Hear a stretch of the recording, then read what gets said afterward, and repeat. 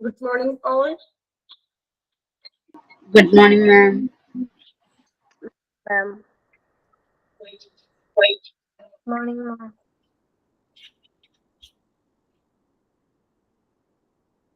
Okay.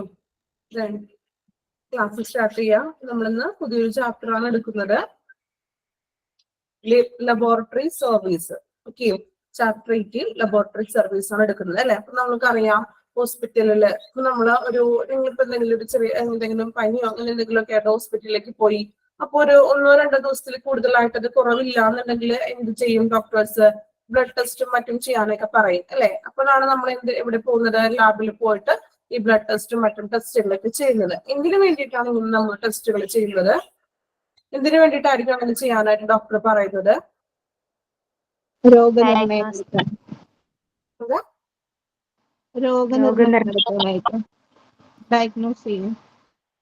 അത് test ചെയ്യാനായിട്ടൊക്കെ അല്ലെ. ഇപ്പൊ ബ്ലഡ് ടെസ്റ്റും അങ്ങനെ ഓരോരോ അളവുകളും കാര്യങ്ങളും, കൗണ്ട് കൂടുതലാണോ കുറയുകയാണോ എന്നൊക്കെ നമുക്ക് കൂടുതൽ ട്രീറ്റ്മെന്റ്സിനും മറ്റു ഡയഗ്നോസിസിനൊക്കെ വേണ്ടിയിട്ടാണ് നമ്മൾ ലബോറട്ടറി അല്ലെങ്കിൽ ലാബിൽ പോയിട്ട് ഇങ്ങനെ ടെസ്റ്റുകൾ ചെയ്യുന്നത്. ഓക്കെ, ഇപ്പൊ നമ്മൾ ഇന്ന് പഠിക്കാൻ പോകുന്നത് ഈ ഒരു ഹോസ്പിറ്റലിനുള്ളിലെ ലബോറട്ടറിയെ കുറിച്ചാണ് കേട്ടോ. നമുക്ക് കൂടുതലായിട്ടൊന്നും അറിയില്ലല്ലോ. നമ്മൾ ഡോക്ടർ പറയുന്നു, അതനുസരിച്ച് എന്ത് ചെയ്യുന്നു? ബ്ലഡ് ടെസ്റ്റ് ചെയ്യാനും മറ്റും എന്ത് ചെയ്യുന്നു? ലാബിൽ ടെസ്റ്റ് ചെയ്യാൻ കൊടുക്കുന്നു, അതിന്റെ റിസൾട്ട് വാങ്ങിക്കുന്നു അല്ലെ. നമുക്ക് അതിലപ്പുറം ഡീറ്റെയിൽസ് ഒന്നും അറിയാൻ പാടില്ല. ഇനി കുറച്ച് അത്യാവശ്യം പേർക്ക് അറിയാവുന്നവരുണ്ടാകാം, എങ്കിലും അറിയാത്തവരാണെങ്കിൽ ഓക്കെ, നമ്മൾ ഈ ഒരു ചാപ്റ്ററിലൂടെ ഇന്ന് എന്താണ് ഒരു ലാബ്, അല്ലെങ്കിൽ ലാബിൽ ആരൊക്കെയുണ്ട്, എന്തൊക്കെയാണ് അവിടെ ചെയ്യുന്ന സർവീസസുകൾ, ഇതാണ് നമ്മൾ ഈ ഒരു ചാപ്റ്ററിലൂടെ പഠിക്കാൻ പോകുന്നത്. ഓക്കെ, ഒരു ഹോസ്പിറ്റലിലെ മറ്റൊരു ഡിഫറെന്റ് സെക്ഷൻ ആയിട്ടുള്ള ലബോറട്ടറി. ഓക്കെ, നമുക്ക് സ്റ്റാർട്ട് ചെയ്യുന്നതാണ്. ഇൻട്രൊഡക്ഷൻ വായിക്കാം.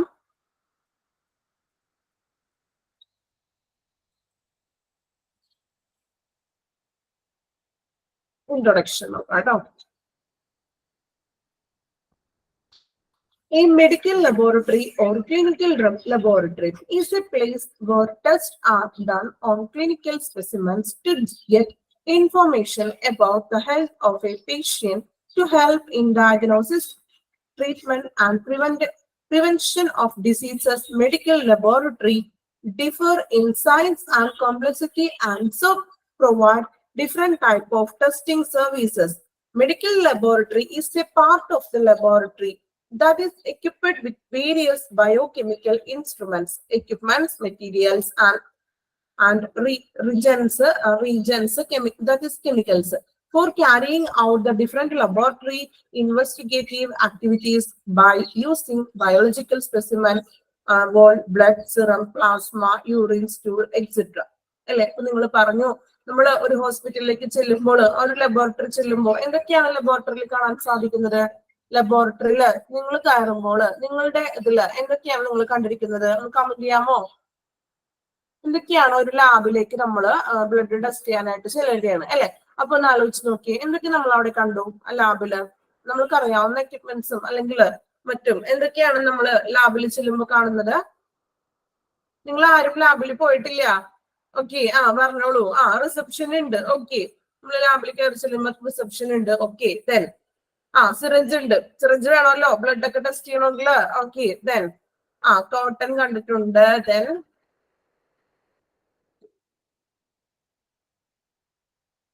മൈക്രോസ്കോപ്പ്. ഓക്കെ, ദെൻ പിന്നെ എന്തൊക്കെയാണ് പറയൂ?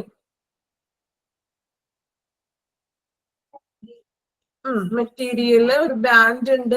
Okay, needle.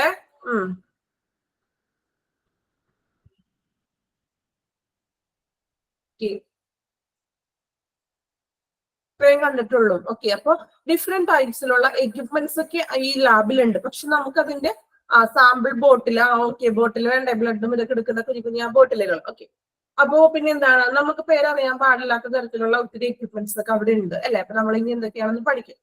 അപ്പോ ഒരു മെഡിക്കൽ ലബോറട്ടറി അല്ലെങ്കിൽ ക്ലിനിക്കൽ ലബോറട്ടറി എന്ന് പറയുന്നത് എന്താണ്? മെയിൻ ആയിട്ട് പറയണമെങ്കിൽ ഒരു രോഗനിർണയത്തിനും അല്ലെ, നമ്മൾ പറഞ്ഞു ഡയഗ്നോസിസിന് വേണ്ടിയാണെന്ന് നിങ്ങൾ പറഞ്ഞു അല്ലെ. അപ്പോ രോഗനിർണയത്തിനും അല്ലെങ്കിൽ ഒരു രോഗനിർണയ ചികിത്സയ്ക്കും അല്ലെങ്കിൽ പ്രിവെന്റേഷൻ, രോഗം തടയുന്നതിനും വേണ്ടിയിട്ട് രോഗിയുടെ ആ ഒരു ഹെൽത്തിനെ കുറിച്ചുള്ള അല്ലെ, about the health of a patient to help diagnosis, treatment, രോഗിയുടെ ആരോഗ്യത്തെ കുറിച്ചുള്ള വിവരങ്ങൾ ലഭിക്കുന്നതിന് വേണ്ടിയിട്ട് ആ ക്ലിനിക്കൽ സാമ്പിളുകൾ പരിശോധിക്കുന്ന ഒരു സ്ഥലമാണ് മെഡിക്കൽ ലബോറട്ടറി എന്ന് പറയുന്നത്? നമുക്കറിയാവുന്ന ഒരു കാര്യമാണ്. അത് തന്നെയാണ് ഇൻട്രൊഡക്ഷനിൽ പറയുന്നത്. എന്താണ്? രോഗനിർണയ ചികിത്സയും അല്ലെങ്കിൽ രോഗം വരാതെ തടയാൻ വേണ്ടിയിട്ടും രോഗിയുടെ ആരോഗ്യത്തെ കുറിച്ചുള്ള വിവരങ്ങൾ ലഭിക്കുന്നതിന് ആ ഒരു ക്ലിനിക്കൽ സാമ്പിളുകൾ മീൻസ് എന്തൊക്കെയാണ്? ഇപ്പൊ നമ്മള് ബ്ലഡ് ടെസ്റ്റ് ചെയ്യും അല്ലെങ്കിൽ യൂറിനൊക്കെ ടെസ്റ്റ് ചെയ്യാറുണ്ട് അല്ലെ? അപ്പോൾ ഈ സാമ്പിളുകൾ പരിശോധിക്കുന്ന ആ ഒരു സ്ഥലത്തെയാണ് നമ്മൾ എന്ത് വിളിക്കുക? മെഡിക്കൽ ലബോറട്ടറി എന്ന് പറയുന്നത്. ദെൻ അല്ലെങ്കിൽ ക്ലിനിക്കൽ ലബോറട്ടറി എന്നും പറയാം. അതുപോലെ തന്നെ നോക്കാം, provide different type of testing service. പലതരത്തിലുള്ള ടെസ്റ്റുകൾ ചെയ്യുന്നുണ്ട്. ബ്ലഡ് ടെസ്റ്റ് മാത്രമാണോ ചെയ്യുന്നത്? അല്ലാത്ത തരത്തിലുള്ള അലർജി ടെസ്റ്റുകളൊക്കെ ചെയ്യാറുണ്ട്. അല്ലെങ്കിൽ മറ്റു ഡിഫറെന്റ് ടെസ്റ്റുകൾ ഈ ഒരു ലബോറട്ടറിയിൽ നമ്മൾ ചെയ്യാറുണ്ട്. ദെൻ പിന്നെ എന്തൊക്കെയാണ്? ഈ laboratory that is equipped with various biochemical instruments അല്ലെ? ഒത്തിരി ഇൻസ്ട്രുമെന്റ്സ് ഉണ്ട് അല്ലെ? നമുക്ക് എല്ലാ എക്യുപ്മെന്റ്സിന്റെ പേരുകൾ അറിയില്ല, അല്ലെങ്കിൽ ഇൻസ്ട്രുമെന്റ്സുകൾ ഒത്തിരി ഉണ്ട്. അതുപോലെ തന്നെ കെമിക്കൽസ് ഉണ്ടാവും അവിടെ ഇല്ലേ? കെമിക്കലൊക്കെ ഉണ്ടാവും. ഈ ടെസ്റ്റ് ട്യൂബിലും മറ്റൊക്കെ കെമിക്കൽസ് ഉണ്ടാവും. ദെൻ പിന്നെ ഡിഫറെന്റ് ടൈപ്പ് ഓഫ് ആക്ടിവിറ്റീസ് ആണ് അവിടെ ചെയ്യുന്നത് അല്ലെ? പിന്നെ നമ്മൾ പറഞ്ഞതുപോലെ എന്തൊക്കെയാണ് ഒരു ടെസ്റ്റിന് വരുന്നത്? ഹോൾ ബ്ലഡ് അല്ലെ? ബ്ലഡ് ടെസ്റ്റ് ചെയ്യും. അതുപോലെ തന്നെ സെറം. എന്ത് സെറം എന്ന് വെച്ചിട്ടുണ്ടെങ്കിൽ സെറം ബ്ലഡ് സെറം എന്നൊക്കെ പറയാറുണ്ട്. സെറം എന്ന് വെച്ചിട്ടുണ്ടെങ്കിൽ എന്താ? സ്രവങ്ങൾ എന്നൊക്കെ നമുക്ക് പറയാം അല്ലെ? അപ്പോൾ അങ്ങനെയുള്ള സ്രവങ്ങൾ ടെസ്റ്റ് ചെയ്യും. അതുപോലെ തന്നെ പ്ലാസ്മ, യൂറിൻ, അങ്ങനെ. പിന്നെ എന്താണ് സ്റ്റൂൾ എന്ന് വെച്ചാൽ എന്താണ്? യൂറിൻ. അതുപോലെ തന്നെ ഈ എന്താണ് ഇപ്പൊ മലമൊക്കെ ടെസ്റ്റ് ചെയ്യില്ല നമ്മള് റിസർച്ച് അത്. അപ്പൊ അങ്ങനെയൊക്കെയുള്ള സംഭവങ്ങളൊക്കെയാണ് ഈ ഒരു ലാബില് ടെസ്റ്റ് ചെയ്യുന്നത്. ഓക്കെ, അതാണ് ഇൻട്രൊഡക്ഷനിൽ പറയുന്നത്. ക്ലിയർ ആയോ? എന്താണ് ഒരു ലബോറട്ടറി എന്ന് ക്ലിയർ ആയോ എല്ലാവർക്കും? ലബോറട്ടറി നമുക്കറിയാവുന്ന കാര്യം തന്നെ അല്ലെ? അതായത് നമുക്ക് രോഗത്തെ കണ്ടുപിടിക്കാനും ചികിത്സിക്കാനൊക്കെ ആയിട്ട് സാമ്പിളുകൾ പരിശോധിക്കുന്ന ആ ഒരു പ്ലേസിനെയാണ് എന്ത് വിളിക്കുക? ലബോറട്ടറി എന്ന് വിളിക്കുന്നത്. ഓക്കെ, നോക്കാം. The objectives of a medical laboratory are providing its customers, physicians and patients. അല്ലെ? Objectives of a medical laboratory. Medical ലബോറട്ടറിയുടെ ഉദ്ദേശം എന്ന് വെച്ചിട്ടുണ്ടെങ്കിൽ exact result which share clinical treatment. ആ സാമ്പിളിൽ നിന്നും പരിശോധിക്കുന്ന എക്സാക്ട് റിസൾട്ട് പേഷ്യൻസിന് നൽകുക എന്നതാണ് ലബോറട്ടറിയുടെ ഒബ്ജക്റ്റീവ് എന്ന് പറയുന്നത്. എക്സാക്ട് കറക്റ്റ് ആയിട്ടുള്ള അതിന്റെ ഒരു റിസൾട്ട് പേഷ്യൻസിന് കൊടുക്കുക എന്നതാണ് ലബോറട്ടറിയുടെ ഉദ്ദേശം അല്ലെങ്കിൽ ലക്ഷ്യം എന്ന് പറയുന്നത് അല്ലെ? ശരിയായിട്ടുള്ള ഒരു ഫലം നമ്മൾ ടെസ്റ്റിന് കൊടുത്തിട്ട് നമ്മൾ വെയിറ്റ് ചെയ്ത് നിൽക്കാറില്ലേ പലപ്പോഴും? ഡോക്ടർ ഇനിയിപ്പോ ടെസ്റ്റ് ചെയ്യട്ടെ, ടെസ്റ്റിന്റെ റിസൾട്ട് എന്താണോ അതിനുശേഷം ബാക്കി ട്രീറ്റ്മെന്റ്സ് നമുക്ക് തുടരാം എന്ന് ഡോക്ടർ പറയും അല്ലെ? അപ്പൊ നമ്മള് പ്രാർത്ഥിക്കും, ടെസ്റ്റ് കുഴപ്പമുണ്ടാവില്ലേ എന്നൊക്കെ നമ്മൾ അല്ലെ? നമ്മൾ ആ ഒരു ഇതിനു വേണ്ടി കാത്തിരിക്കും, വെയിറ്റ് ചെയ്തിരിക്കും പേഷ്യൻസ്. സോ എക്സാക്ട് റിസൾട്ട് പേഷ്യൻസിന് നൽകുക എന്നതാണ് ലബോറട്ടറി സർവീസിന്റെ മെയിൻ ആയിട്ടുള്ള ഒബ്ജക്റ്റീവ് എന്ന് പറയുന്നത്. Okay, functional divisions of lab services. അപ്പോ ഒരു ലാബ് സർവീസസിന്റെ ഫങ്ഷണൽ ഡിവിഷൻസ് ആണ്. മെയിൻ ആയിട്ട് 5 ഡിവിഷൻ ആയിട്ടാണ് അതിന്റെ ധർമ്മങ്ങളെ, ഫങ്ഷൻസിനെ തിരിച്ചിരിക്കുന്നത്. എന്തൊക്കെയാണെന്ന് നോക്കാം. First one, clinical pathology, then clinical microbiology, clinical biochemistry, then urine analysis, then blood bank അല്ലെ? Clinical pathology. പാത്തോളജി മീൻസ് എന്താ? പാത്തോളജി സ്റ്റഡി ഓഫ് എന്താ? പാത്തോളജി മറന്നുപോയോ? Study of diseases. Then clinical microbiology, ഇതുപോലെ തന്നെ സൂക്ഷ്മ കണികകളൊക്കെ പരിശോധിക്കുന്നു. നിങ്ങൾ പറഞ്ഞ മൈക്രോസ്കോപ്പ് ഒക്കെ ഉണ്ട്, അപ്പൊ സൂക്ഷ്മ കണികളും മറ്റും പരിശോധിക്കും. അതുപോലെ തന്നെ ക്ലിനിക്കൽ ബയോകെമിസ്ട്രി, രാസപരമായിട്ടുള്ളതൊക്കെ നോക്കുന്നു. Then urine analysis means urine ടെസ്റ്റുകളും മറ്റും ചെയ്യുന്നു. ദെൻ ബ്ലഡ് ബാങ്ക്, ബ്ലഡ് ടെസ്റ്റുകളും ഇതൊക്കെ കണക്ട് ചെയ്തിട്ടുള്ള ബ്ലഡ് ബാങ്ക്. അപ്പോ മെയിൻ ആയിട്ട് ഫങ്ഷണൽ ഡിവിഷൻ ആയിട്ട് ലാബിനെ 5 തരത്തിലാണ് നമ്മൾ തരംതിരിച്ചിരിക്കുന്നത്. ഇമ്പോർട്ടന്റ് ആണ്, സൈഡിലൊന്ന് ഇമ്പോർട്ടൻസ് ഒന്ന് എഴുതിയിടുക. ആ സെയിം 5 പോയിന്റ് മാത്രം ഒന്ന് പഠിച്ചാൽ മതി, ഡീറ്റെയിൽ ഒന്നും വേണ്ട. അതിന്റെ clinical pathology, clinical microbiology, clinical biochemistry, urine analysis, then blood bank. 5 എണ്ണം പഠിക്കണം. പഠിക്കാനായിട്ട് ഒരു ഷോർട്ടിൽ പഠിച്ചു നോക്കാം. 3C ഉണ്ട് അല്ലെ? ആദ്യം തുടങ്ങുന്നത് 3C ആണ്. 3CUB എന്നൊന്ന് എഴുതിയിട്ടോളൂ സൈഡില്, ഇനി പഠിക്കാൻ എളുപ്പത്തിന് വേണ്ടി. Okay, 3CUB, functional divisions of lab service. 3C 3C ഇല്ലേ? Clinical pathology, clinical microbiology, then clinical biochemistry, then urine analysis, blood bank. Okay, സൈഡിൽ എഴുതിയിട്ടോ? ഓക്കെ, 3CUB അങ്ങനെ തന്നെ പഠിക്കാം കേട്ടോ. അപ്പൊ എളുപ്പം പഠിക്കാൻ പറ്റും. 3CUB എന്ന് പഠിച്ചു വെച്ചാൽ മതി. മൂന്ന് സികൾ എന്തൊക്കെയാണെന്ന് നോക്കാം. യു എന്ന് വെച്ചാൽ urine analysis, B blood bank. Okay, ഇപ്പൊ തന്നെ പഠിച്ചു പോകാം. എത്ര പേര്? ഓക്കെ, ഇനി എത്രയും ഭാഗം ഒന്ന് വായിക്കാമോ?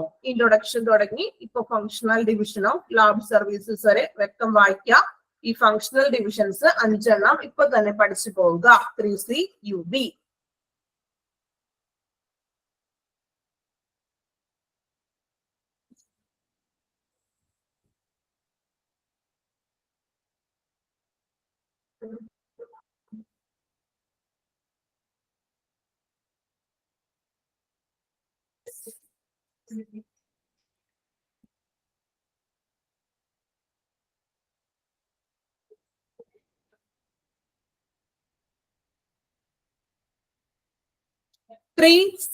CUB മനസ്സിലായില്ലേ? 3 C1 ഉണ്ട്. Clinical pathology, clinical microbiology, biochemistry, then urine അനാലിസിസും ബ്ലഡ് ബാങ്ക്. പഠിക്കാൻ എളുപ്പത്തിലാണെങ്കിൽ കാണാം. സോറി, ബൈ ഹാർട്ട് ചെയ്ത് പഠിക്കാൻ പറ്റുന്നവരാണെങ്കിൽ പഠിച്ചോളൂ. ഓക്കെ,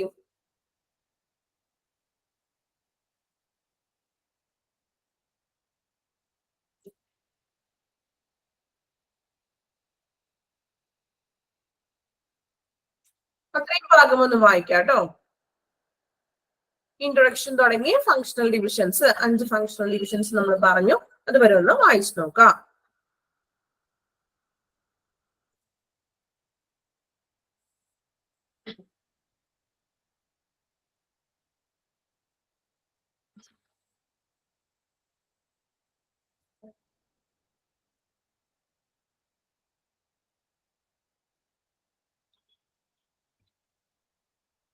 ഓക്കെ, കംപ്ലീറ്റ് ആയോ? വായിച്ചെല്ലാവരും? ഓക്കെ, നമുക്ക് നെക്സ്റ്റ് നോക്കാം. നമ്മൾ ഇനി ഓരോന്നിന് തരംതിരിച്ചിരിക്കുകയാണ് കേട്ടോ. നോക്കാം. ക്ലിനിക്കൽ 3Cയിലെ 3Cനെ നമുക്കൊന്നുകൂടി ഡിവൈഡ് ചെയ്ത് തന്നിരിക്കുകയാണ്. Clinical pathology, then clinical microbiology, then clinical biochemistry. അപ്പോ ഓരോ വിഭാഗത്തിലും എന്തൊക്കെയാണ് വരുന്നതെന്നാണ് പറയുന്നത്. കുറച്ച് സ്റ്റഡീസ് ആണ് കേട്ടോ, കുഴപ്പമില്ല. ക്ലിനിക്കൽ പാത്തോളജി അതായത് രോഗനിർണയവുമായിട്ട് ബന്ധപ്പെട്ടത് അല്ലെ, അതാണ് ക്ലിനിക്കൽ പാത്തോളജി എന്ന് പറയുന്നത്. Pathology means study of diseases. Note എഴുതാട്ടോ, ഇപ്പൊ എഴുതണ്ട, നോട്ട് ക്ലാസ്സിന് ശേഷം നോട്ട് തരാം. Okay, first one. അപ്പൊ രോഗനിർണയവുമായിട്ട് ബന്ധപ്പെട്ടതാണ് പാത്തോളജിയിൽ വരുന്നത്. നോക്കാം. ക്ലിനിക്കൽ പാത്തോളജി എന്തൊക്കെയാണ് ക്ലിനിക്കൽ പാത്തോളജിയിൽ വരുന്നത്? ഹെമറ്റോളജി. എന്താ ഹെമറ്റോളജി?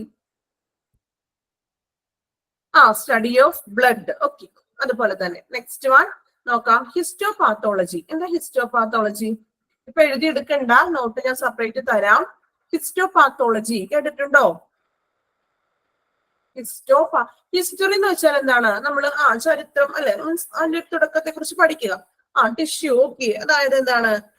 സെൽസിനെ കുറിച്ചും അതുപോലെ തന്നെ കോശങ്ങൾ, ടിഷ്യൂ, സെൽസ്, അതുപോലെ തന്നെ എന്താണ് രോഗനിർണയങ്ങൾ കണ്ടെത്താനും അതുപോലെ തന്നെ അങ്ങനെ അതിനൊക്കെ വേണ്ടിയിട്ടാണ് ഹിസ്റ്റോപാത്തോളജി. ഓക്കെ, രോഗനിർണയം കണ്ടുപിടിക്കാനും ടിഷ്യൂ, സെൽസ് ഇതിനെ കുറിച്ചുള്ള പഠനമാണ് ഹിസ്റ്റോപാത്തോളജി.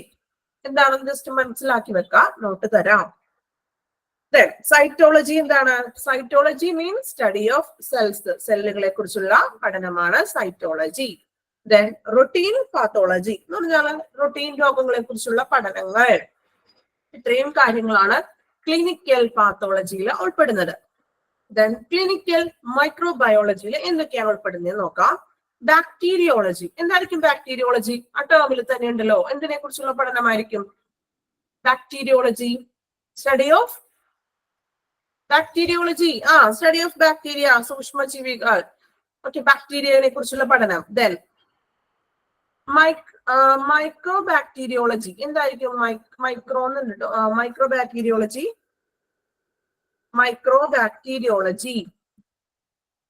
മൈക്രോബയോസിനെ കുറിച്ചുള്ള പഠനം, സൂക്ഷ്മ ജീവികളെ കുറിച്ചുള്ള പഠനം. Then virology. എന്തായിരിക്കും വൈറോളജി? എല്ലാ ഓളജിയിലും അതിനെ കുറിച്ച് തന്നെ നമുക്ക് മനസ്സിലാക്കാം. ഒന്നും അറിയാത്ത ആൾക്ക് പോലും മനസ്സിലാക്കാൻ പറ്റും അല്ലെ? വൈറോളജി വൈറസിനെ കുറിച്ചുള്ള പഠനം. Then mycology. എന്തായിരിക്കും മൈക്കോളജി?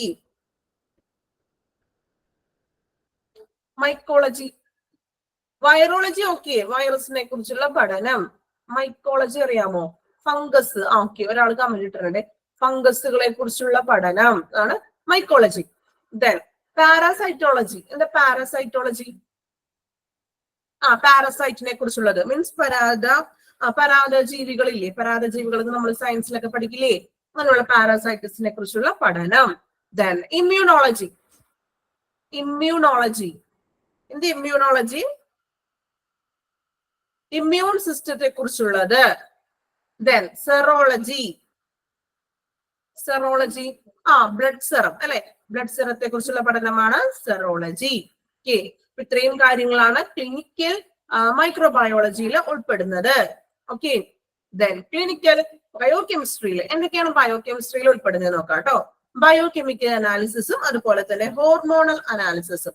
ബയോകെമിക്കൽ അനാലിസിസ് എന്ന് പറഞ്ഞിട്ടുണ്ടെങ്കിൽ അങ്ങനെ ബയോകെമിക്കൽ ആയിട്ടുള്ള അതിന്റെ വിശകലനങ്ങളും അതുപോലെ തന്നെ ഹോർമോണൽ ചേഞ്ചസും അതിന്റെ ഹോർമോൺ പരിശോധനയും ടെസ്റ്റുകളൊക്കെ ഇല്ലേ, ഇതെല്ലാമാണ് ക്ലിനിക്കൽ ബയോകെമിസ്ട്രിയിൽ ഉൾപ്പെടുത്തുന്നത്. ഓക്കെ, ക്ലാസ് കഴിഞ്ഞിട്ട് ലാസ്റ്റ് നോട്ട് തന്നാ പോരെ? മതിയോ? ക്ലാസ് നമ്മളെ എടുക്കുന്ന അത്രയും കഴിഞ്ഞിട്ട് നോട്ട് ഒരുമിച്ച് തന്നാ പോരെ? ഇടയ്ക്ക് വെച്ച് പറയുമ്പോൾ നമുക്ക് ക്ലാസ് മുന്നോട്ട് പോകില്ല. ഓക്കെ, നമ്മൾ പഠിച്ചു. ദെൻ ഇനി നമ്മൾ പഠിക്കാൻ പോകുന്നത് ഒരു ടേബിൾ ആണ് കേട്ടോ. ടേബിൾ ജസ്റ്റ് വായിച്ച് മനസ്സിലാക്കുക. കുറച്ച് ഫുൾ ഫോമുകളൊക്കെ ഉണ്ട്, അതിനൊന്നും ഇമ്പോർട്ടന്റ് ആയിട്ട് പ്രാധാന്യം കൊടുത്ത് പഠിച്ചാൽ മതി. ഹൈറാർക്കി മീൻസ് ഒരു ഓർഡറിൽ ഹൈറാർക്കി ഓർഡർ ആണ് കേട്ടോ തന്നിരിക്കുന്നത്. ഒരു ലാബിന്റെ മീൻസ് ഒരു ലബോറട്ടറിയിലെ വ്യക്തികളുടെ അവിടുത്തെ സ്റ്റാഫുകളുടെ അവരുടെ എന്തൊക്കെയാണ് അവരുടെ ക്വാളിഫിക്കേഷനും അവരുടെ ഡ്യൂട്ടീസും അവരുടെ പൊസിഷൻ എന്തൊക്കെയാണെന്നാണ് ഈ ഒരു ടേബിളിലൂടെ നമ്മൾ പഠിക്കാൻ പോകുന്നത്. എളുപ്പമാണ്, വലിയ ബുദ്ധിമുട്ടുള്ള ചാപ്റ്റർ ഒന്നും അല്ല. മെഡിക്കൽ ടൈം ഒന്നും അധികം മീൻസ് കുറച്ച് സ്റ്റഡീസിനെ കുറിച്ച് മാത്രമേ വരുന്നുള്ളൂ കേട്ടോ. വലിയ ബുദ്ധിമുട്ടൊന്നുമില്ല, ബോറിംഗ് അല്ല എന്ന് പറയാം. ഓക്കെ, അപ്പൊ നമുക്ക് നോക്കാം. പൊസിഷൻ, അതുപോലെ തന്നെ ആ ഒരു പൊസിഷന് വേണ്ട എഡ്യൂക്കേഷൻ ട്രെയിനിങ് എന്തൊക്കെയാണ്, ദെൻ അവർ ചെയ്യേണ്ട ഉത്തരവാദിത്തങ്ങൾ റെസ്പോൺസിബിലിറ്റീസ് എന്തൊക്കെയാണെന്നാണ് നോക്കാൻ പോകുന്നത്. First one, laboratory director.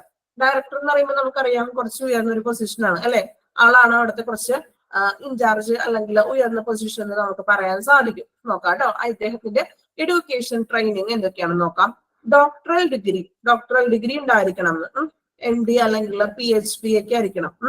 അതുപോലെ തന്നെ sometimes A medical laboratory scientist board certification recommended. ഈ ബോർഡ് സർട്ടിഫിക്കേഷൻ റെക്കമെൻഡേഷനോട് കൂടിയിട്ടുള്ള വ്യക്തിയൊക്കെ ആയിരിക്കണം ഒരു ലബോറട്ടറി ഡയറക്ടർ എന്ന് പറഞ്ഞത്. PhD MD ഒക്കെ ആയിരിക്കണോണ്ട് അദ്ദേഹം ഡോക്ടറൽ ഡിഗ്രി ഒക്കെ ഉണ്ടായിരിക്കണം. വെറുതെ ഒരാൾക്ക് പോയിട്ട് ലാബില് അങ്ങനെ വർക്ക് ചെയ്യാൻ പറ്റുമോ? ലാബ് പരമായിട്ടുള്ള കോഴ്സ് ലാബ് ടെക്നീഷ്യൻ എന്ന് പറഞ്ഞിട്ടുണ്ടെങ്കിൽ എന്താ അതിന്റെ കോഴ്സ് ചെയ്യണ്ടേ? ആരെങ്കിലും ഉണ്ടോ ഈ കൂട്ടത്തില് ലാബ് ടെക്നീഷ്യൻസോ അല്ലെങ്കിൽ ലാബിന്റെ കോഴ്സുകൾ പഠിച്ചവരുണ്ടോ സ്റ്റുഡൻസ് ആരെങ്കിലും? ഇല്ല, ആരുമില്ല. ലാബുമായിട്ട് ഓക്കെ ഉണ്ട്. ഏത് കോഴ്സ് ആയിരുന്നു? വർക്ക് ചെയ്യുന്നതാണോ അല്ലെങ്കിൽ ഓൾറെഡി പഠിച്ചുകൊണ്ടിരിക്കുകയാണോ? ഏതായിരുന്നു? Lab technician. ഓക്കെ, ഡിപ്ലോമ ലെവലാണോ? ഡിപ്ലോമ. ഓക്കെ, ചെയ്തുകൊണ്ടിരിക്കുകയാണോ ഇപ്പോ അല്ലെങ്കിൽ വർക്കിംഗ് ആണോ?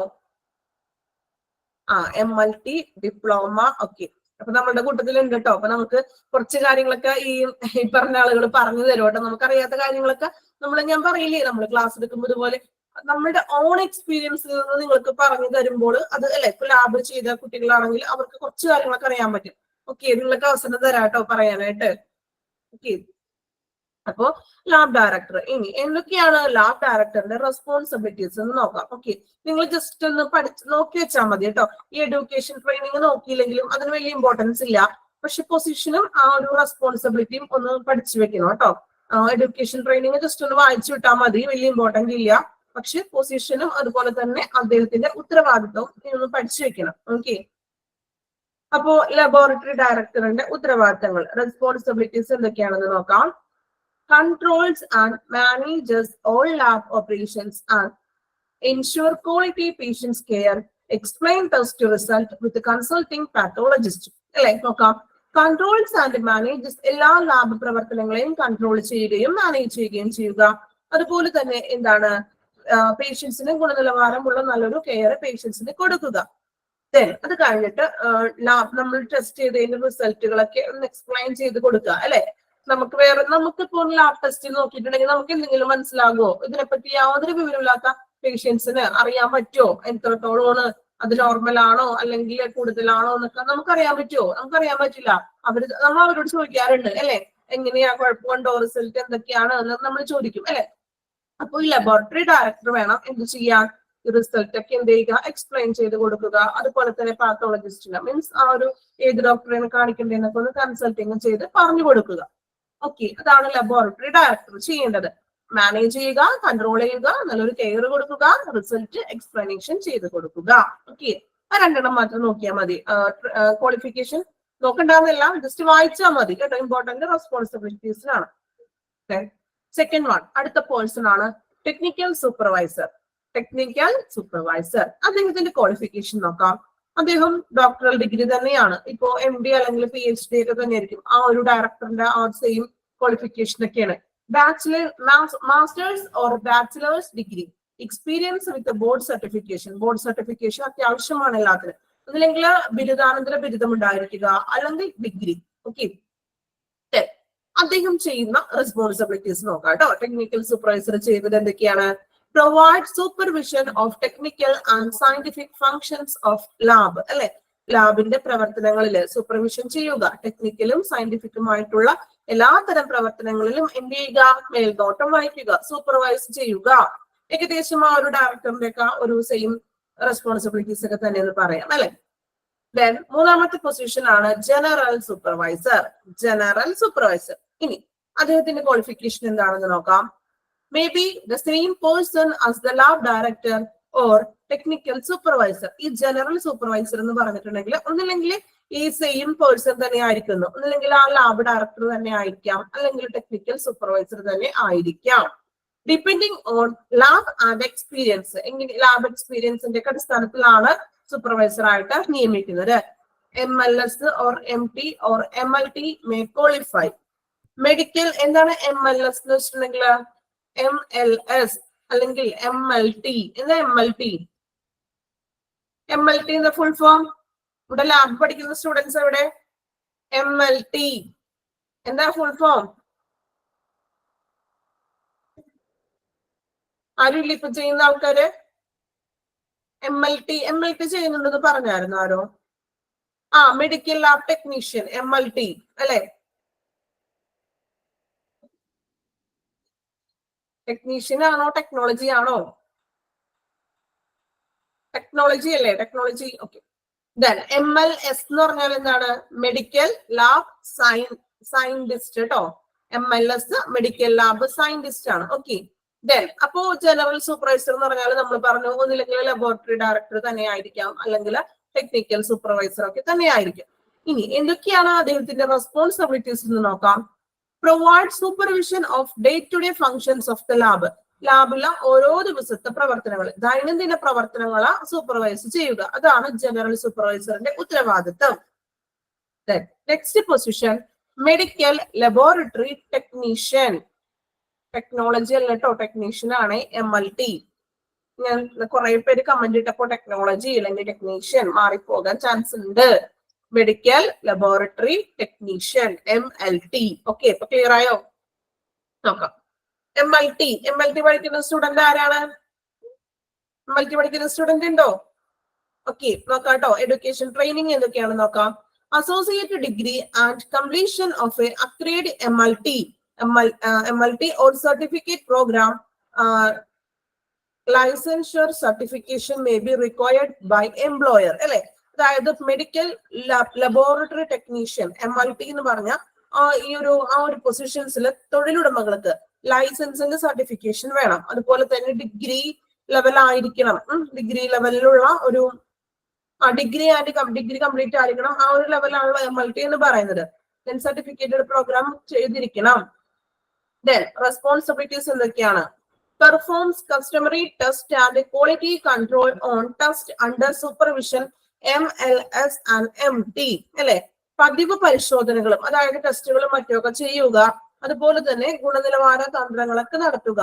കൺട്രോൾ ക്വാളിറ്റി കൺട്രോൾസ് ടെസ്റ്റുകളും നടത്തുക. അതുപോലെ തന്നെ പതിവ് ടെസ്റ്റുകളും മറ്റു സാമ്പിളുകളൊക്കെ എടുത്ത് ടെസ്റ്റ് ഒക്കെ ചെയ്യില്ലേ, അതെല്ലാം നടത്തുക. അണ്ടർ ദ സൂപ്പർവിഷൻ MLS-ന്റെയും MT-യുടെയും കീഴിൽ എന്ത് ചെയ്യുക? ഈ കസ്റ്റമറി ടെസ്റ്റുകളും മറ്റും നടത്തുക. Next one PBT. എന്താ PBT എന്ന് വെച്ചിട്ടുണ്ടെങ്കിൽ medical MLS medical laboratory scientist ആണ് കേട്ടോ, മെഡിക്കൽ ലബോറട്ടറി സയന്റിസ്റ്റ്. നമുക്ക് ലാസ്റ്റ് എഴുതാം, നോട്ട് ലാസ്റ്റ് എഴുതാം കേട്ടോ. PBT ഫ്ലിബോട്ടോമിസ്റ്റ്. എന്താ ഫ്ലിബോട്ടോമിസ്റ്റ് കേട്ടിട്ടുണ്ടോ? ഫ്ലിബോട്ടോമിസ്റ്റ് നോക്കാം. High school degree or training of work experience. High school level വിദ്യാഭ്യാസം മതി, അല്ലെങ്കിൽ ട്രെയിനിങ് മതി. gather blood samples from a patient for lab test. പേഷ്യൻസിന്റെ സാമ്പിളുകൾ പോയി കളക്ട് ചെയ്തിട്ട് കൊണ്ടുവരും ഇല്ലേ, കളക്ട് ചെയ്യുന്ന കളക്ഷൻ ബോയ്സ് എന്നൊക്കെ പറയും, ലാബുകളിലൊക്കെ ഉണ്ടാവും. അല്ലെങ്കിൽ ഈ ഒരു ലാബിൽ നിന്നും മറ്റൊരു ലാബിലേക്ക് കളക്ഷൻസിന് വേണ്ടിയിട്ട് ചെന്നിട്ട് ടെസ്റ്റ് ചെയ്യാനായിട്ട് മറ്റൊരു ലാബിലേക്കൊക്കെ കൊണ്ടുപോയിട്ട് കൊടുക്കുന്നത്, കളക്ഷൻസ് ചെയ്യുന്നത്, ബ്ലഡ് സാമ്പിളുകൾ കളക്ട് ചെയ്യുന്നത്. ഇതിനെയാണ് നമ്മൾ ഫ്ലിബറ്റോമിസ്റ്റ് എന്ന് പറയുന്നത്. PBT ഫുൾ ഫോം എന്ന് വെച്ചിട്ടുണ്ടെങ്കിൽ ഫ്ലിബറ്റോമിസ്റ്റ് എന്ന് തന്നെയാണ്.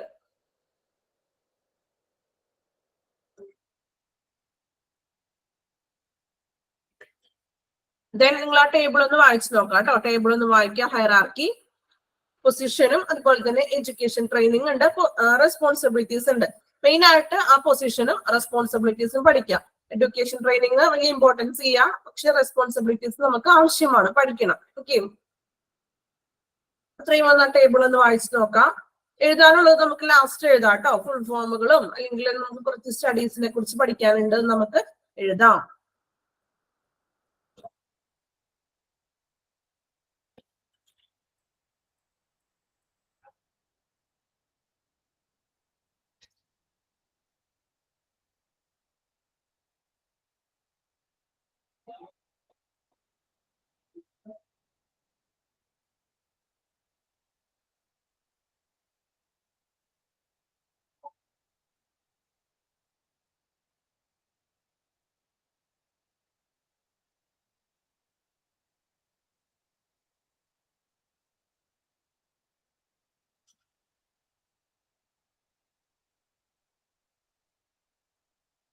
ടേബിൾ വായിച്ചു നോക്കട്ടോ. റെസ്പോൺസിബിലിറ്റീസ് ഇമ്പോർട്ടന്റ് ആയിട്ട് തന്നെ പഠിക്കാം.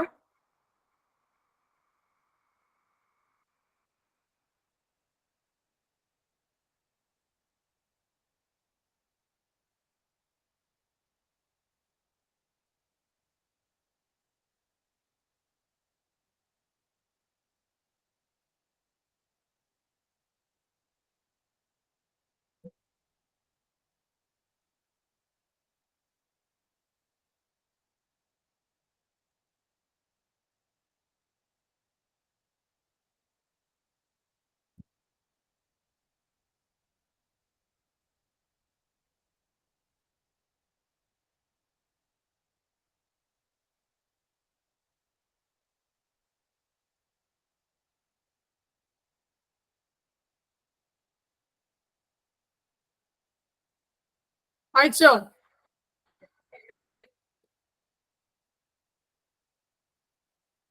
ഓക്കെ, നെക്സ്റ്റ് എടുത്തോട്ടെ. ഇൻഫ്രാസ്ട്രക്ചർ കേട്ടോ, അടിസ്ഥാന സൗകര്യങ്ങൾ എങ്ങനെയൊക്കെയാണത് ലബോറട്ടറിയിൽ നോക്കാം.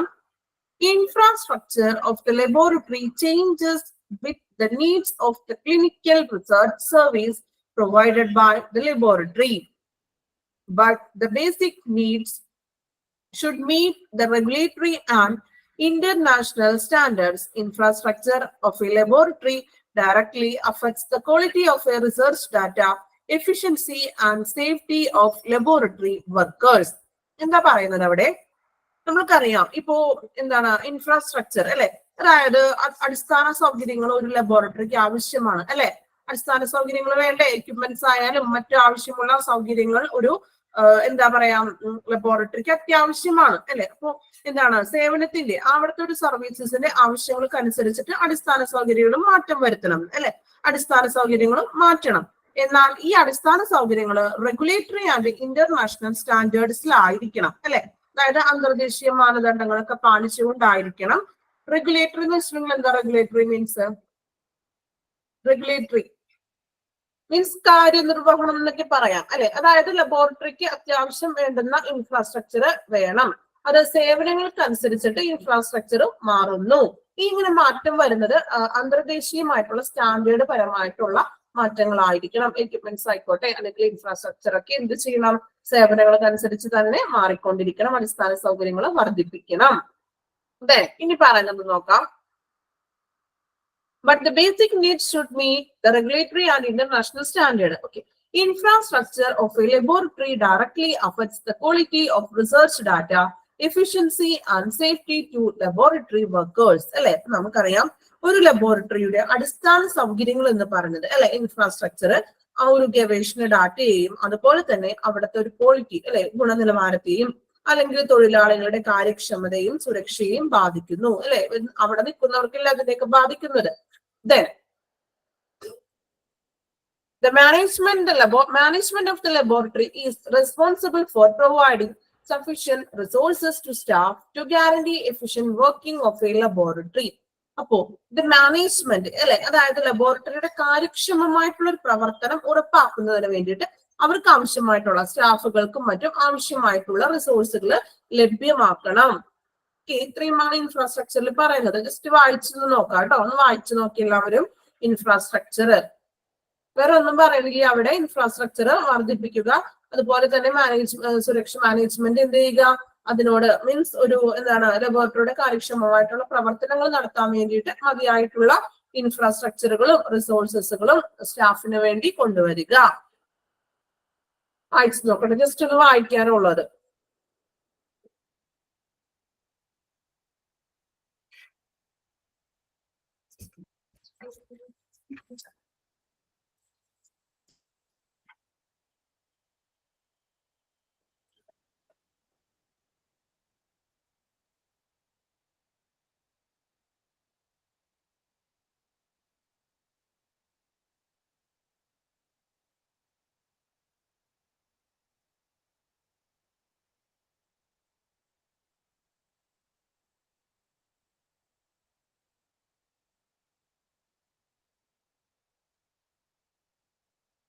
Hi, Joe.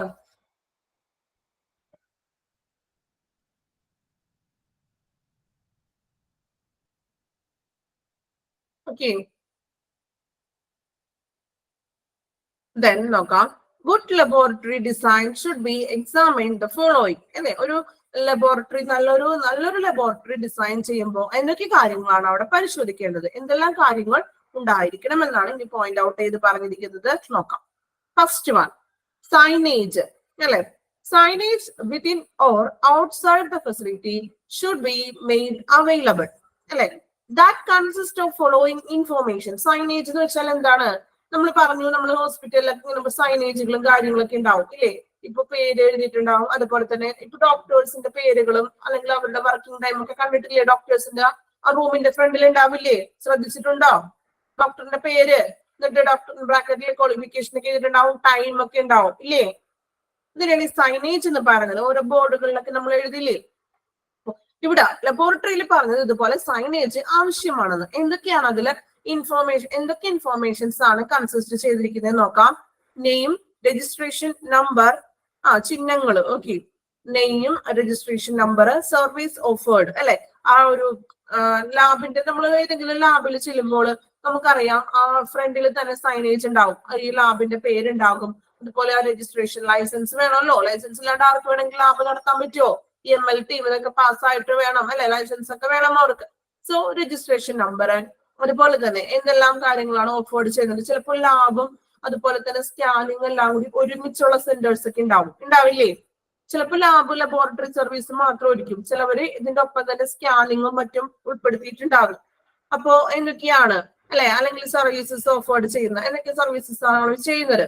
അതുപോലെ തന്നെ working hours, then contact number. ചിലപ്പോൾ നമ്മൾ സ്കാനിങ്ങിനും മറ്റും നേരത്തെ ഓൾറെഡി ബുക്കിംഗ് ഒക്കെ ചെയ്തിട്ട് പോകാറുണ്ട് അല്ലെ. അതുപോലെ തന്നെ ഫീസ് ഓർ ഡിഫറെന്റ് ടെസ്റ്റ്, ഏതൊക്കെ ടെസ്റ്റുകളാണ് അവർ ചെയ്യുന്നത്. ചിലപ്പോൾ ഫീസും ചില ഹോസ്പിറ്റലുകൾ ലാബിലൊക്കെ എഴുതിയിട്ടുണ്ടാവും, ഇത്ര ബ്ലഡ് ടെസ്റ്റിന് ഇത്ര, അല്ലെങ്കിൽ ഷുഗർ ടെസ്റ്റിന് ആ ഒരു എമൗണ്ട് എത്രയാണ് ഫീസ് ഈടാക്കുന്നത്, ആ ഒരു ഫീസിന്റെ കാര്യങ്ങൾ കൊടുത്തിട്ടുണ്ടാവും. ബാക്കിയുള്ള സർവീസുകൾ, ഇത്രയും കാര്യങ്ങളാണ് സൈനേജിൽ ഉൾപ്പെടുന്നത്. Okay, second one, essential health and safety regulations. Use safety signage as applicable അല്ലെ. അതുപോലെ തന്നെ ആരോഗ്യ സുരക്ഷാ നിയന്ത്രണങ്ങളും ഇതുപോലെ തന്നെ ഒരു സുരക്ഷാ സൂചകങ്ങളൊക്കെ ഉപയോഗിച്ചിട്ടുള്ള സൈനേജുകൾ. ചിലപ്പോ ചില ഏരിയയിലോട്ട് നോട്ട് പ്രൊഹിബിറ്റ് അല്ലെ, പ്രവേശനമില്ല, നോ അഡ്മിഷൻ എന്നൊക്കെ പറഞ്ഞൊക്കെ എഴുതി വെക്കാറുണ്ട് ഇല്ലേ. നമ്മൾ ഹോസ്പിറ്റലുകളിലും ലാബുകളിലൊക്കെ ചില ഏരിയകളിലെ നോട്ട് അലൗഡ് അങ്ങനെ എഴുതി വെച്ചിട്ടുണ്ടാവില്ലേ, ഇതിൽ പ്രവേശിക്കാൻ പാടില്ല, അകത്തേക്ക് അല്ലേ? ഓക്കെ, അങ്ങനെയുള്ള ഒരു സേഫ്റ്റി സൈനേജ്, സുരക്ഷാ സൈനേജുകള്. മൂന്നാമത്തെ നോക്കാം, എമർജൻസി പ്ലാൻസ്. എന്തൊക്കെയാണ് എമർജൻസി പ്ലാൻസിൽ ഉൾപ്പെടുന്നത് നോക്കാം. Fire, chemical spillage, lab accidents etcetera. ഫയറും അങ്ങനെയുള്ള സംഭവങ്ങൾ, chemical spillage, lab accidents etcetera. And disaster management plans, ദുരന്ത നിവാരണ പ്ലാൻസുകൾ, ഇതൊക്കെയാണ് എമർജൻസി പ്ലാൻസിൽ ഉൾപ്പെടുന്നത്. ദെൻ കോൺസ്റ്റന്റ് പവർ സപ്ലൈ വെച്ചാൽ എന്താണ്? സ്ഥിരമായിട്ടുള്ള വൈദ്യുതി വിതരണം. വൈദ്യുതി വേണ്ട എപ്പോഴും, ഇതിനുള്ള ജനറേറ്ററും കാര്യങ്ങളൊക്കെ സെറ്റ് ചെയ്തിട്ടുണ്ടാവണം. Then ventilation, environment control, temperature, humidity etcetera. Lightning arrangements, അത്യാവശ്യം വേണ്ടുന്ന നല്ല ലൈറ്റും കാര്യങ്ങളൊക്കെ അറേഞ്ച് ചെയ്യുക, അല്ലെ? അതുപോലെ തന്നെ വെന്റിലേഷൻസ് സൗകര്യങ്ങളൊക്കെ ഉണ്ടോ, എൻവയോൺമെന്റ് കൺട്രോൾ ഉണ്ടോ, ടെമ്പറേച്ചർ, ഹ്യൂമിഡിറ്റി ഒക്കെ. ഇപ്പൊ എനിക്ക് തോന്നുന്നത് ചില ലാബുകളിലൊക്കെ AC ലാബുകളൊക്കെ ഉണ്ടാവും, ഇല്ലേ? ആണോ? ഭയങ്കര ഹൈടെക് ലാബിലൊക്കെ AC ഫുൾ ഇതായിരിക്കും, ഇല്ലേ? ലാബിൽ പോയപ്പോ ശ്രദ്ധിച്ചിട്ടുണ്ടോ ഇങ്ങനെ സംഭവങ്ങളൊക്കെ ഉണ്ടോ? ഇനിയെങ്കിലും ലാബിൽ പോകുമ്പോ ഇതുപോലെയൊക്കെയാണ് അവിടെ ഡിസൈൻ ചെയ്തിരിക്കുന്നത്, ഈ പറഞ്ഞ കാര്യങ്ങളൊക്കെ ലാബിൽ ഉണ്ടോ എന്ന് എന്ത് ചെയ്യാ, ചെക്ക് ചെയ്യുക. ഓക്കെ, നെക്സ്റ്റ് നോക്കാം, കമ്മ്യൂണിക്കേഷൻ ഫെസിലിറ്റി വിത്ത് റെഫറൽ സെന്റേഴ്സ്, അല്ലെ? അതായത് മറ്റു സെന്റേഴ്സിലൊക്കെ ഉള്ള ഒരു കമ്മ്യൂണിക്കേഷൻസ് ഉണ്ടോ എന്ന് റെഫറൽ കേന്ദ്രങ്ങളുമായിട്ട് ആശയവിനിമയം വേണം.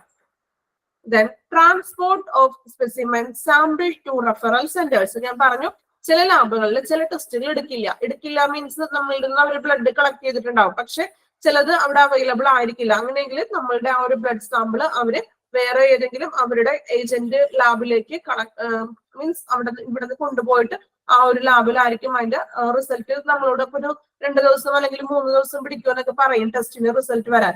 കാരണം ആ ലാബിൽ അവൈലബിൾ ആയിരിക്കില്ല. അപ്പൊ അവരുടെ തന്നെ വേറെ ആ ഒരു ഏജന്റിലേക്ക് അയച്ചു കൊടുത്തിട്ടാണ് അതിന്റെ റിസൾട്ട് കിട്ടുന്നത്.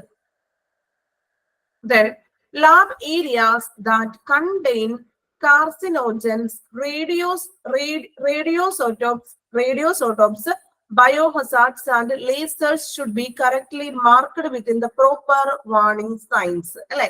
അപ്പോ ഈ വാർണിംഗ് സയൻസ് മീൻസ് അപകടകരമായിട്ടുള്ള രീതിയിലുള്ള വാർണിംഗ് സയൻസ് ഒക്കെ കൊടുക്കണം എന്ന്, അല്ലെ? എന്തൊക്കെയാണ് കൊടുക്കേണ്ടത്? കാർസിനോജൻസ് എന്ന് വെച്ചിട്ടുണ്ടെങ്കിൽ എന്താ കേട്ടിട്ടുണ്ടോ നിങ്ങള്? കാർസിനോജൻസ് എന്ന് വെച്ചിട്ടുണ്ടെങ്കിൽ നമുക്ക് ഒരു എന്താ പറയാ, ഒരു റേഡിയോ കീമോ ഒക്കെ ചെയ്യാനും അങ്ങനെ മറ്റൊക്കെ എടുക്കുന്ന ഈ കീമോന്റെ അല്ല, കാർസിനോജൻസ് എന്ന് പറഞ്ഞിട്ടുണ്ടെങ്കിൽ എന്താ പറയാ, കെമിക്കൽസ് ആണത്. പക്ഷെ ആ കെമിക്കൽസ് ലാബിൽ ഞാൻ പറഞ്ഞ ഒത്തിരി കെമിക്കൽസ് ഒക്കെ ഉണ്ടാവും. അതുകൊണ്ടാണ് നമുക്ക് മറ്റകത്തേക്കൊന്നും പ്രവേശനമില്ല. നമ്മൾ ആ പുറത്ത് അവര് വന്ന് ബ്ലഡ് എടുക്കുകയല്ല ചെയ്യുന്നത്, അകത്തേക്കൊന്നും മറ്റു പേഷ്യൻസിന് പ്രവേശനമില്ല. അപ്പൊ ഇങ്ങനെയുള്ള കാർസിനോജൻസ് പറഞ്ഞ ഒരുതരം കെമിക്കൽസ് ഒക്കെയാണ്. ഇത് ക്യാൻസേഴ്സിന് വരെ സാധ്യത ഉണ്ടാക്കുന്ന തരത്തിലുള്ള കെമിക്കൽസിനെയാണ് കാർസിനോജൻസ് എന്ന് വിളിക്കുന്നത്. ദെൻ റേഡിയോസോട്ടോപ്സ് എന്ന് വെച്ചിട്ടുണ്ടെങ്കിൽ റേഡിയോ കിരണങ്ങൾ, അല്ലെ? റേഡിയോ ഐസോട്ടോപ്സ് എന്ന് പറഞ്ഞിട്ടുണ്ടെങ്കിൽ കീമോ, നമ്മള് ക്യാൻസർ വരുന്ന പേഷ്യൻസിനൊക്കെ കീമോ ഒക്കെ ചെയ്യില്ലേ, കീമോതെറാപ്പി ഒക്കെ ചെയ്യുമ്പോൾ അതിനൊക്കെ വേണ്ടി ഉപയോഗിക്കുന്ന റേഡിയോ ഐസോട്ടോപ്പുകള്. അതുപോലെ തന്നെ ബയോ ഹസാർഡ്സ് മീൻസ് ദോഷകരമായിട്ടുള്ള രീതിയിലുള്ള വസ്തുക്കള്. ദെൻ ലേസർ ട്രീറ്റ്മെന്റ് ഒക്കെ ചെയ്യാറുണ്ട്, അല്ലെ? അപ്പോ ഇതെല്ലാം നമുക്ക് ഡേഞ്ചർ ആണ്, അല്ലെ? ഇത് ദോഷകരമായിട്ടുള്ള സംഭവങ്ങളൊക്കെയാണ്. സോ അതിനുള്ള വാർണിംഗ് സയൻസുകൾ കൊടുക്കുക. Then to eschew cross contamination of the basic infrastructure, facilities should have separated designed areas for reception, for specimen collection, for waiting work area, disposal area, cleaning of glasswares, toilet facilities for staff and for patients. അല്ലെ? അപ്പൊ എന്താണ്, മലിനീകരണങ്ങളൊക്കെ ഒഴിവാക്കാൻ വേണ്ടിയിട്ട്, to excuse means ഒഴിവാക്കുക, അല്ലെ? അപ്പോ ഈ മലിനീകരണങ്ങളും മറ്റും ഒഴിവാക്കാൻ വേണ്ടിയിട്ട് സ്വീകരിക്കുന്ന ഒരു ഏരിയ, അതുപോലെ കാത്തിരിപ്പിന്റെ സ്ഥലം മീൻസ് ശേഖരിക്കുന്ന ഏരിയ, ഇതെല്ലാം പ്രോപ്പർ ആയിട്ട്, ഡിസ്പോസൽ ഏരിയ ഇതെല്ലാം പ്രോപ്പർ ആയിട്ട് ക്ലീനിങ് ചെയ്തിരിക്കണം. അതുപോലെ തന്നെ സ്റ്റാഫിനും അതുപോലെ പേഷ്യൻസിനും വേണ്ടിയിട്ടുള്ള ടോയ്ലറ്റ് സംവിധാനങ്ങൾ ലാബിൽ ഒരുക്കുക, ഒരു ടോയ്ലറ്റ് ഉണ്ടായിരിക്കുക. Then last one, specimen sample slide storage facility, including cold storage wherever applicable. Only authorized personnel should have access to examination area, record keeping areas. അല്ലെ? അപ്പോ എന്താണ്, ബാധകമായിട്ടുള്ള ഇടങ്ങളിലെല്ലാം കോൾഡ് സ്റ്റോറേജ് ഉൾപ്പെടെയുള്ള മാതൃക, അല്ലെ? അങ്ങനെയുള്ള കോൾഡ് സ്റ്റോറേജ് ഒക്കെ വേണം. അതുപോലെ തന്നെ എന്താ വിളിക്കുന്നത്, അംഗീകൃത ഉദ്യോഗസ്ഥർക്ക്, അല്ലെ? അതായത് അങ്ങനെ എസ്പെഷ്യലി അവിടെയുള്ള ഓതറൈസ്ഡ് പേഴ്സൺ എന്ന് പറഞ്ഞാൽ ആ സ്റ്റാഫുകൾക്ക് മാത്രം അകത്ത് പ്രവേശിക്കാനും അല്ലെങ്കിൽ ആ റെക്കോർഡ് കീപ്പ് ചെയ്തിരിക്കുന്ന ഏരിയയിലേക്ക് പ്രവേശനമുള്ളൂ. ഞാൻ പറഞ്ഞു സ്റ്റാഫുകൾ നിൽക്കുന്ന ഒരു ഏരിയ ഉണ്ട്, നമുക്ക് അങ്ങോട്ട് പ്രവേശനം അലൗഡ് അല്ല അല്ലെ. സോ അതിനൊക്കെ ഉള്ള കറക്റ്റ് ആയിട്ടുള്ള ഒരു പ്രോപ്പർ ആയിട്ടുള്ള ഒരു മാനദണ്ഡങ്ങൾ കൊണ്ടുവരിക. മീൻസ് പ്രവേശനം ഉണ്ടായിരിക്കില്ല, അങ്ങോട്ട് അകത്തേക്ക് കിടത്തി അതിനുള്ള ഒരു സൈനേജോ അല്ലെങ്കിൽ ബോർഡ് എന്തെങ്കിലും ഒക്കെ എന്ത് ചെയ്യുക, സ്ഥാപിക്കുക. ഇത്രയും കാര്യങ്ങളാണ് ഒരു ഗുഡ് ലബോറട്ടറിയിൽ ഡിസൈൻ ചെയ്യുന്ന കാര്യങ്ങൾ. ഡിസൈൻ ചെയ്യുക എന്ന് വെച്ചിട്ടുണ്ടെങ്കിൽ എന്താ, ഒരു നല്ലൊരു ലബോറട്ടറി ചെല്ലുമ്പോൾ നമുക്ക് കാണാൻ സാധിക്കേണ്ടത് ഇത്തരത്തിലുള്ള കാര്യങ്ങളാണ്. ജസ്റ്റ് പോയിന്റ് ഔട്ട് ആണ്, വായിച്ച് മനസ്സിലാക്കുക. ഓക്കെ, നിങ്ങളൊന്ന് നോട്ട്ബുക്ക് എടുക്കാമോ? എന്നിട്ട് നമുക്ക് ലാസ്റ്റ് ഒന്ന് വായിക്കാം കേട്ടോ.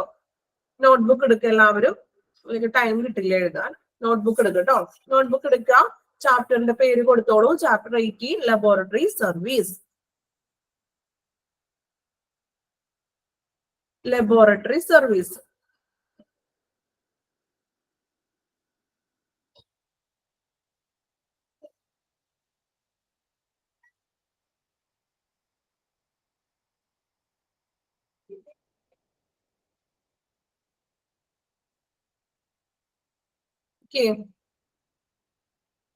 ലബോറട്ടറി സർവീസ് എഴുതിയോ? ചാപ്റ്ററിന്റെ പേര് എഴുതി എല്ലാവരും?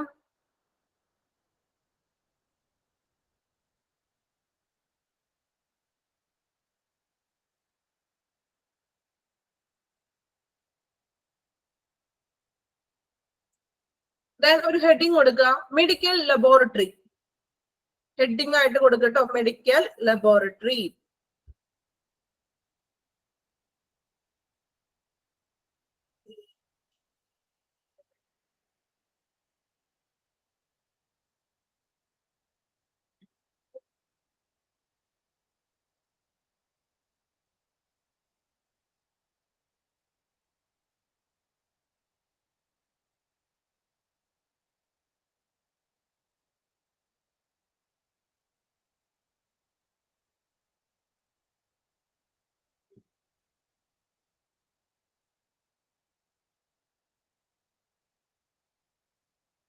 ഓക്കെ, മെഡിക്കൽ ലബോറട്ടറി എഴുതിക്കോളൂ. അതിന്റെ താഴെ എഴുതാം, a medical laboratory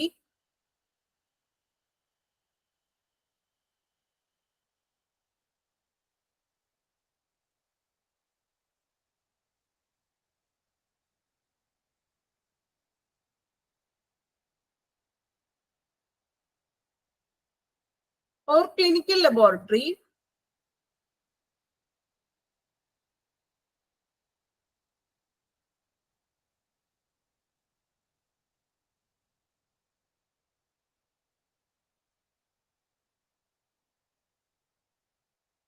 a medical laboratory or a clinical laboratory where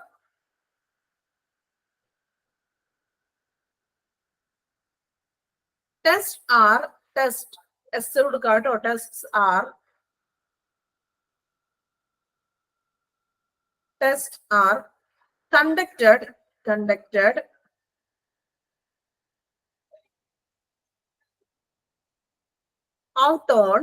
conducted out on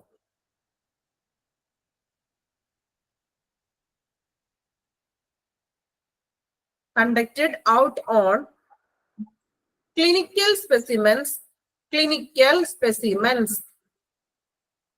clinical specimens to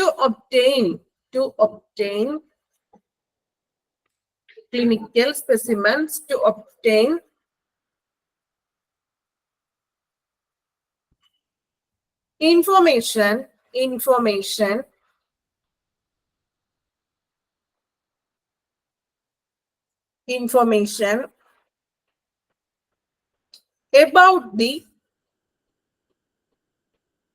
information about the health of a patient. ഒരു പ്രാവശ്യം കൂടി പറയാൻ ശ്രദ്ധിക്കുക. A medical laboratory or clinical laboratory where tests are conducted on clinical specimens to obtain information about the health of a patient.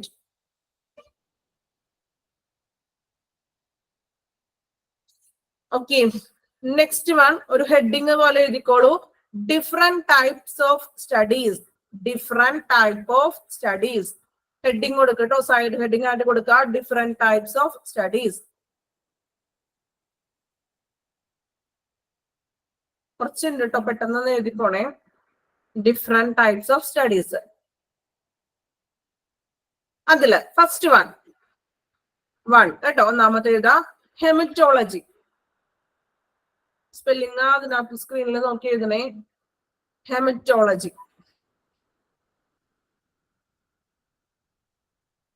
Haematology പറയട്ടെ. Haematology is the study of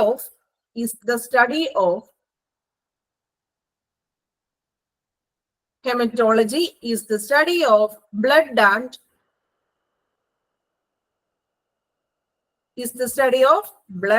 and blood disorders. Is the study of blood and blood disorders.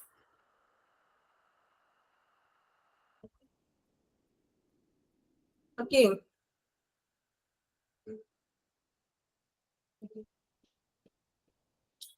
Second one, histopathology. Second എഴുതാ histopathology.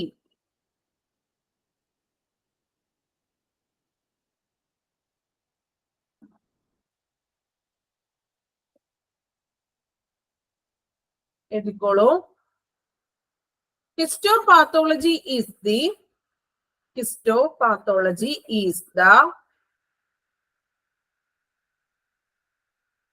diagnosis and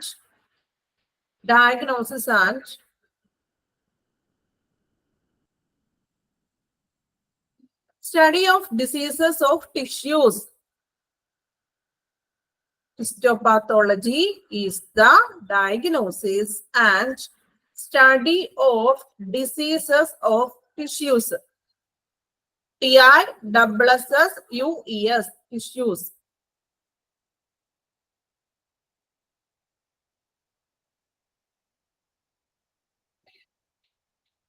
Okay, then third one, cytology. Third one, cytology.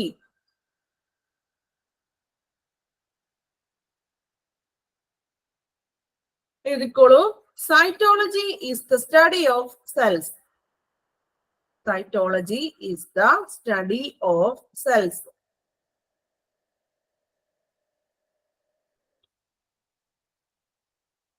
Cytology is the study of cells. സെല്ലുകളെ കുറിച്ചുള്ള പഠനം. Then fourth one എഴുതാ parasitology. Parasitology.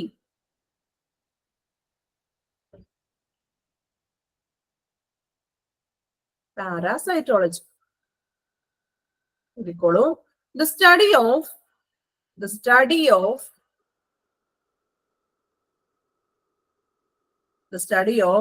the biology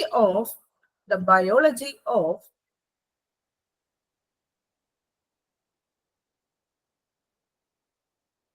parasites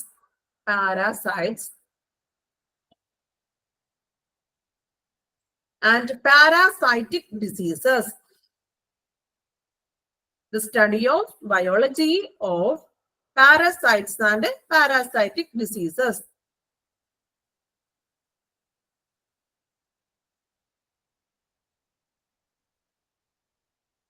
Okay. Then fifth one, immunology.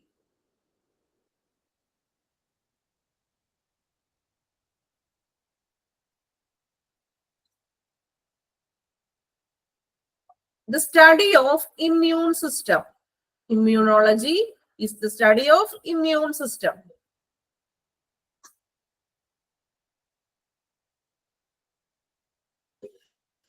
Immunology is the study of immune system.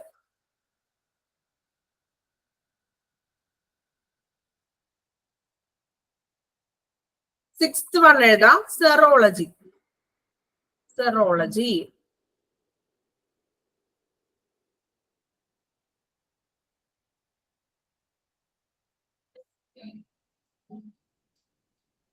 Serology is the study of blood serum. Study of blood serum.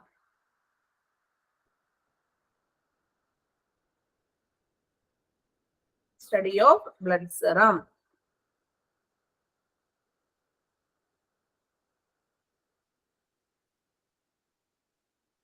Then seventh one എഴുതിക്കോളൂ mycology. Mycology.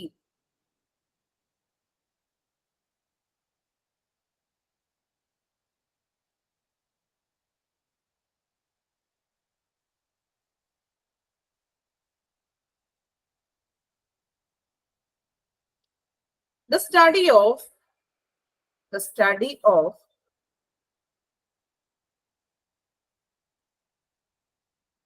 fungi. F-U-N-G-I. Fungus ഇല്ലേ fungi. The study of fungi. A group that include the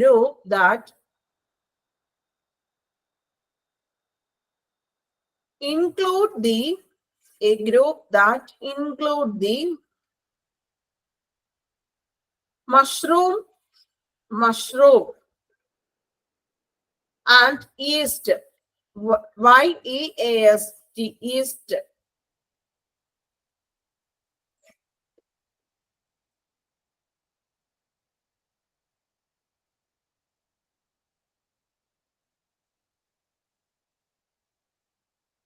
The study of fungi is a group that include the mushroom and yeast.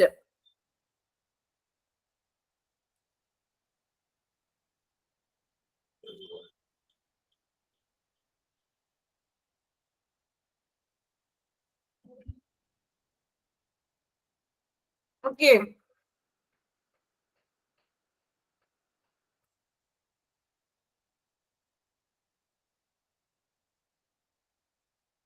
Then last one എഴുതിക്കോളൂ hormonal assays. എന്താ hormonal assays എന്നാണ് എഴുതുന്നത്. hormonal assays heading കൊടുക്കാം.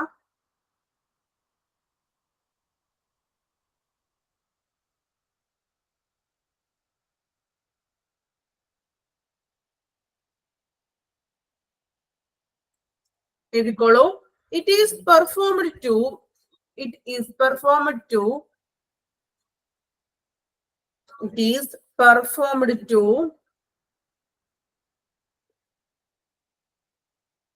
confirm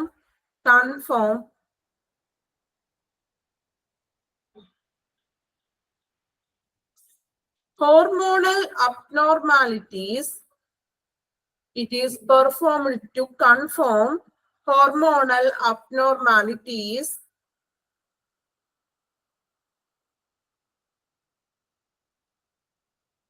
and also during treatment.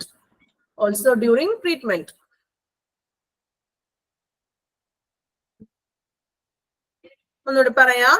hormonal assays എന്ന് വെച്ചിട്ടുണ്ടെങ്കിൽ it is performed to confirm hormonal abnormalities and also during treatment.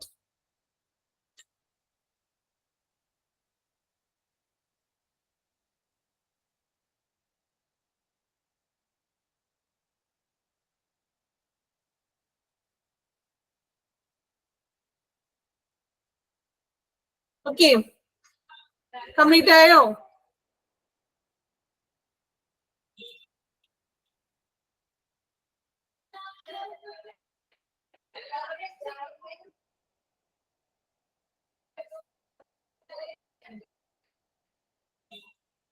Okay, ഇനി complete ചെയ്യാനുണ്ടെങ്കിൽ നിങ്ങൾ എന്ത് ചെയ്യുക, കംപ്ലീറ്റ് ആയവരൊന്ന് ഷെയർ ചെയ്ത് കൊടുക്കുന്നുണ്ട് ഗ്രൂപ്പില്. നോട്ട്സ് കംപ്ലീറ്റ് ആക്കാനായിട്ട് ഉണ്ടെങ്കിൽ എന്ത് ചെയ്യുക, ഒന്ന് ഷെയർ ചെയ്ത് കൊടുക്കുക.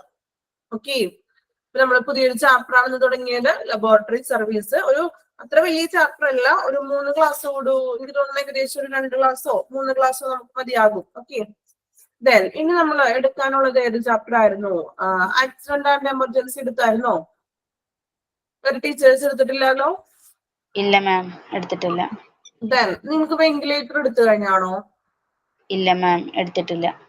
ഓക്കെ, വെന്റിലേറ്റർ എടുത്തിട്ടില്ല. പിന്നെ ഏതൊക്കെയായിരുന്നു ചാപ്റ്റേഴ്സ് നമുക്ക് ഇനി കംപ്ലീറ്റ് ആവാനുള്ളത്? ആക്സിഡന്റ് ആൻഡ് എമർജൻസി എടുത്തിട്ടില്ല. ഓക്കെ, ദെൻ മെഡിക്കൽ ഗ്യാസ് എടുത്തിട്ടില്ലല്ലോ? ഇല്ല എടുത്തിട്ടില്ല മാം. Okay okay. ഏകദേശം എത്ര ചാപ്റ്റർ ഉണ്ടെന്ന് അറിയാമോ എന്നാ ഇനി നിങ്ങൾക്ക് എടുക്കാനായിട്ട് ടോട്ടല്? 7 or 8 ചാപ്റ്റർ ഉണ്ട്. ഏതാ? 6 ഉണ്ട്. 6 ആണോ ടോട്ടല്? വെന്റിലേറ്റർ, മെഡിക്കൽ ഗ്യാസ്, അതുപോലെ തന്നെ ആക്സിഡന്റ് ആൻഡ് എമർജൻസി. ദെൻ പിന്നെ ഏതൊക്കെയായിരുന്നു? ഫസ്റ്റ് മൊഡ്യൂളിൽ ഒരെണ്ണുള്ളൂ മാം. ഏതാ? ഫസ്റ്റ് മൊഡ്യൂളിൽ ഒരെണ്ണം എടുക്കാണല്ലോ. ഒരെണ്ണം എടുക്കാനുണ്ട്. ആക്സിഡന്റ് ആൻഡ് എമർജൻസി അല്ലേ അത്? മെഡിക്കൽ ഇൻഷുറൻസ് ഒക്കെ എടുക്കാനില്ലേ? ദെൻ ഇനി ഏതൊക്കെയായിരുന്നു? Ventilator, medical gas, medical insurance laundry എടുത്തിട്ടില്ലല്ലോ. ലോണ്ടറി ഉണ്ട്. Okay okay. Medical insurance nursing association അല്ലേ? മെഡിക്കൽ ടെർമിനോളജി എടുത്തിട്ടില്ല. Housekeeping service okay. Medical terminology എടുക്കാനുണ്ട്. ഇൻഷുറൻസ് എടുത്തായിരുന്നോ? ഇല്ല മാം. ഇല്ല ഇല്ല എടുത്തിട്ടില്ല. ഓക്കെ. ദെൻ നെക്സ്റ്റ് നിങ്ങൾക്ക് രമ്യ മിസ്സിന്റെ എപ്പോഴാണ് ക്ലാസ്? നാളെയാണോ? അതെ, നാളെ. ഓക്കെ. രമ്യ മിസ്സിന്റെ ലോണ്ടറി എന്ന് പറഞ്ഞ ചാപ്റ്റർ ആയിരിക്കും കൊടുക്കുന്നത്. അപ്പൊ നിങ്ങളോട് ജസ്റ്റ് കോപ്പി എടുത്ത് വെക്കാനെന്ന് ഇൻഫർമേഷൻ പറഞ്ഞിട്ടുണ്ട് കേട്ടോ. ലോണ്ടറി ആൻഡ് ലിനൻ ഇല്ലേ ചാപ്റ്ററിന്റെ പേര്? ഓക്കെ. അപ്പൊ അതൊന്ന് ഗ്രൂപ്പിലൊന്ന് ഷെയർ ചെയ്തേക്കണേ. ഇനി അറിയാത്തവർ ഇന്നിപ്പോ ക്ലാസ്സിൽ കയറാത്തവരൊക്കെ ഉണ്ടെങ്കിൽ ജസ്റ്റ് ഒന്ന് ഇൻഫർമേഷൻ ഒന്ന് കൊടുത്തേക്കണം കേട്ടോ. ലോണ്ടറി ആൻഡ് ലിനൻ ആയിരിക്കും. ഓക്കെ. അപ്പൊ ഇത്രയും ഇനി ഏകദേശം ഒരു 6 അല്ലെങ്കിൽ 7 ചാപ്റ്ററോളം എടുക്കാനുണ്ട് അല്ലേ? അതെ. Thank you ma'am. ഓക്കെ. അപ്പൊ ഈ ഒരു ചാപ്റ്റർ നമ്മൾ കുറച്ചെടുത്തു. വലിയ ബുദ്ധിമുട്ടില്ല. കുഴപ്പമുണ്ടോ ഈ ചാപ്റ്റർ എടുത്തിട്ട്? എങ്ങനെ തോന്നി? ബുദ്ധിമുട്ടായിട്ട് തോന്നിയോ? ഇല്ല മാം. കുഴപ്പമില്ല. പഠിക്കാനുള്ളൂ. കുറച്ച് ആ ഒരു സ്റ്റഡീസിനെ കുറിച്ച് പഠിക്കാനുള്ള അത് മാത്രമേ ഉള്ളൂ. അത് ഞാൻ എഴുതി തന്നത് കംപ്ലീറ്റ് ചെയ്ത് പഠിക്കണം കേട്ടോ. കാരണം എക്സാമിന് ചിലപ്പോ ഏത് തരത്തിലും ചോദിക്കാം. പുറത്തുനിന്ന് വേറെ ഒന്നും അങ്ങനെ എക്സ്ട്രാ ഒന്നും ഇടില്ല. നമ്മൾക്കുള്ളത് ഇപ്പൊ ഞാൻ നോട്ട് നിങ്ങൾക്ക് തന്നിട്ടുണ്ട്. അപ്പൊ എന്ത് ചെയ്യുക? അതനുസരിച്ച് പഠിക്കുക. ഈ നോട്ട്സ് തരുന്നത് വെറുതെ അല്ല, അതിൽ നിന്ന് ക്വസ്റ്റ്യൻ വരാൻ സാധ്യതയുള്ളത് കൊണ്ടാണ് നോട്ട് തരുന്നത്. നിങ്ങൾക്ക് കുറെ നോട്ടൊന്നും ഞാൻ തരുന്നില്ല അല്ലെ? എനിക്ക് തോന്നുന്നു നിങ്ങൾക്ക് തരുന്ന ടീച്ചേഴ്സിൽ ഏറ്റവും കുറവ് നോട്ട് തരുന്നത് ഞാനായിരിക്കും. ആണോ? അതെ അല്ലെ? എല്ലാ ടീച്ചേഴ്സിനും നോട്ട് തന്നെയല്ലേ? അപ്പൊ അധികം നോട്ട് തരണ്ടല്ല എന്ന് ഓർത്തിട്ടാണ് ഞാൻ അധികം. പക്ഷെ നിങ്ങൾക്ക് ആവശ്യമുള്ളത്ര നോട്ട് തരുന്നുണ്ട്. അത്യാവശ്യം വേണ്ടുന്ന കാര്യങ്ങൾ തരുന്നുണ്ട്. നമുക്ക് അത് മതി പഠിക്കാൻ. ഓക്കെ. അപ്പൊ ഓക്കെ, നെക്സ്റ്റ് ക്ലാസ്സിൽ കാണാം. ഓക്കെ. പഠിക്കാം കേട്ടോ. Okay. Thank you. Thank you. Thank you ma'am.